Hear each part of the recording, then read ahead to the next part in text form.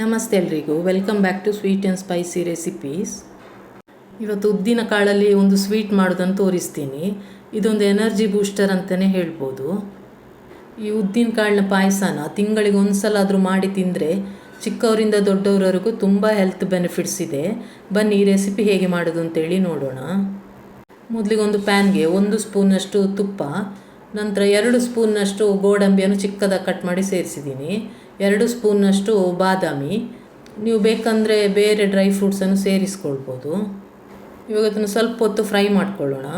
ಸ್ವಲ್ಪ colour change ಆಗಲಿ. Colour change ಆದ ನಂತರ 2ರಿಂದ 3 ಸ್ಪೂನ್ನಷ್ಟು ನಾನಿಲ್ಲಿ ಕೊಬ್ಬರಿ ತುರಿ ಸೇರಿಸ್ತಾ ಇದ್ದೀನಿ, ಹಸಿ ಕೊಬ್ಬರಿ ತುರಿ. ಇವಾಗ ಇದನ್ನು ಸ್ವಲ್ಪ ಗೋಲ್ಡನ್ ಕಲರ್ ಬರೋ ತನಕ ಫ್ರೈ ಮಾಡ್ಕೊಳ್ಬೇಕು. ನೋಡಿ, ಫ್ರೈ ಮಾಡಿದ ನಂತರ ನಾನು ತೆಗೆದು ಒಂದು ತಟ್ಟೆಯಲ್ಲಿ ಹಾಕಿಡ್ತಾ ಇದ್ದೀನಿ.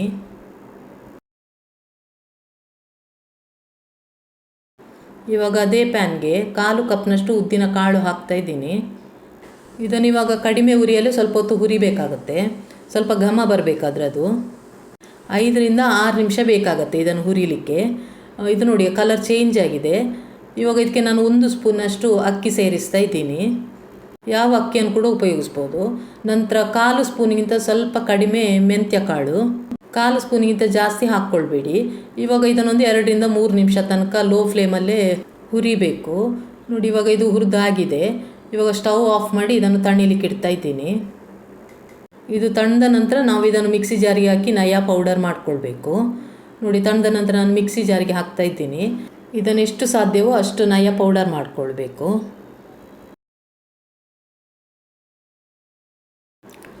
ನೋಡಿ, ನಾನು ನುಣ್ಣಗೆ ರುಬ್ಕೊಂಡಿದ್ದೀನಿ. ಇಷ್ಟು ನಯ ಆದ ನಂತರ ನಾವು ಒಂದು ತಟ್ಟೆಗೆ 1 ಕಪ್ನಷ್ಟು ನೀರು ಹಾಕ್ಕೊಳ್ಬೇಕು. ನೀರು ಹಾಕಿದ ನಂತರ ನಾವು ರುಬ್ಬಿಟ್ಟಿರುವಂಥ ಉದ್ದಿನ ಕಾಳಿನ ಪೌಡ್ರನ್ನು ಸೇರಿಸ್ಕೊಳ್ಬೇಕು. ಇದನ್ನು ನಾವು ಈ ರೀತಿ ಮೊದಲೇ ನೀರಿಗೆ ಹಾಕಿ ಮಿಕ್ಸ್ ಮಾಡಿ ಇಟ್ಕೊಂಡ್ರೆ ಗಂಟುಗಳಾಗಲ್ಲ. ನಾವು ಆಮೇಲೆ ಬಿಸಿ ನೀರಿಗೆ ಸೇರಿಸ್ಬೇಕಾಗತ್ತೆ. ಇದನ್ನು ಡೈರೆಕ್ಟ್ ನಾವು ಬಿಸಿ ನೀರಿಗೆ ಹಾಕಿದರೆ ಗಂಟುಗಳಾಗೋ ಚಾನ್ಸಸ್ ಇದೆ.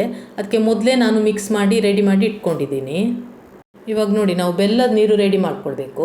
ಅದಕ್ಕೆ ಒಂದು ಪ್ಯಾನ್ಗೆ 1 ಕಪ್ಪಷ್ಟು ಬೆಲ್ಲದ ಪುಡಿ ಹಾಕ್ತಾ ಇದ್ದೀನಿ. ನಂತರ 1/2 ಕಪ್ನಷ್ಟು ನೀರು. ಈ ಬೆಲ್ಲನ ನಾವು ಕರಗಿಸ್ಕೊಳ್ಬೇಕು. ಇವಾಗ ಯಾವುದೇ ಪಾಕ ಮಾಡಬೇಕಾಗಿಲ್ಲ, ಖಾಲಿ ಬೆಲ್ಲ ಕರಗಿದ್ರೆ ಸಾಕು. ನೋಡಿ, ಇವಾಗ ಬೆಲ್ಲ ಕರಗಿದೆ. ಕರಗಿದ ನಂತರ ಸ್ಟವ್ ಆಫ್ ಮಾಡಿ ಇದನ್ನು ಪಕ್ಕಕ್ಕೆ ಇಡ್ತಾ ಇದ್ದೀನಿ. ನಂತರ ನೋಡಿ, ನಾವು ಯಾವ ಪಾತ್ರೆಯಲ್ಲಿ ಪಾಯಸ ಮಾಡ್ತಾ ಇದ್ದೀವೋ ಅದಕ್ಕೆ ನಾನು 2 ಕಪ್ನಷ್ಟು ನೀರು ಸೇರಿಸ್ತಾ ಇದ್ದೀನಿ. ನೀರು ಸೇರಿಸಿದ ನಂತರ ಸ್ವಲ್ಪ ಇದು ಉಗುರು ಬಿಸಿ ಆಗಲಿ.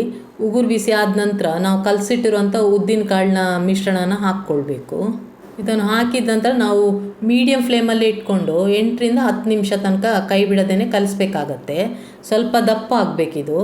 ನೋಡಿ, 10 ನಿಮಿಷ ತನಕ ನಾನು ಮೀಡಿಯಮ್ ಫ್ಲೇಮಲ್ಲಿ ಇಟ್ಕೊಂಡು ಕೈ ಬಿಡದೇ ಕಲಿಸಿದ್ದೀನಿ. ಇಷ್ಟು ದಪ್ಪ ಆಗಿದೆ. ಇವಾಗ ನಾವು ಇದಕ್ಕೆ ಬೆಲ್ಲದ ನೀರನ್ನು ಸೇರಿಸ್ಕೊಳ್ಬೇಕು. ನೀವು ನಿಮಗೆ ಸಿಹಿ ಎಷ್ಟು ಬೇಕೋ ಅಷ್ಟು ಹೆಚ್ಚು ಕಮ್ಮಿ ಹಾಕ್ಕೊಳ್ಬೋದು. ಇವಾಗ ಇದನ್ನು ನಾವು ಒಂದು 2ರಿಂದ 3 ನಿಮಿಷ ತನಕ ಮೀಡಿಯಮ್ ಫ್ಲೇಮಲ್ಲಿ ಇಟ್ಕೊಂಡು ಕಲಿಸ್ಕೊಳ್ಳೋಣ. ಉದ್ದಿನ ಕಾಳು ನಮಗೆ ಎನರ್ಜಿ ಕೊಡೋದ್ರಿಂದ ತಿಂಗಳಿಗೆ ಒಂದು ಸಲ ಆದರೂ ಈ ರೀತಿ ಸ್ವೀಟ್ ಮಾಡಿ ತಿನ್ನೋದ್ರಿಂದ ತುಂಬಾ ಒಳ್ಳೆಯದು. ನಂತರ ಸೊಂಟ ನೋವಿಗೆ, ಇನ್ಫ್ಲಮೇಷನಿಗೆ, ಡೈಜೆಷನ್ ಇಂಪ್ರೂವ್ ಆಗಲಿಕ್ಕೆ, ವೆಯ್ಟ್ ಯಾರಾದರೂ ಗೇನ್ ಮಾಡಬೇಕು ಅಂತ ಇದ್ದರೆ ಅವರಿಗೆ, ಹೇರ್ ಗ್ರೋತಿಗೆ ಎಲ್ಲದಕ್ಕೂ ತುಂಬಾ ಒಳ್ಳೆಯದು. ನೋಡಿ, ಇಷ್ಟಾದ ನಂತರ ನಾನು 1/4 ಕಪ್ನಷ್ಟು ಹಸಿ ಕೊಬ್ಬರಿ ತುರಿ ಸೇರಿಸ್ತಾ ಇದ್ದೀನಿ. ತುಂಬಾ ಟೇಸ್ಟಿ ಆಗುತ್ತೆ ಇದು. ಕೊಬ್ಬರಿ ತುರಿ ಸೇರಿಸಿದ ನಂತರ ಒಂದು 2 ನಿಮಿಷ ತನಕ ಕುದಿಸಬೇಕು.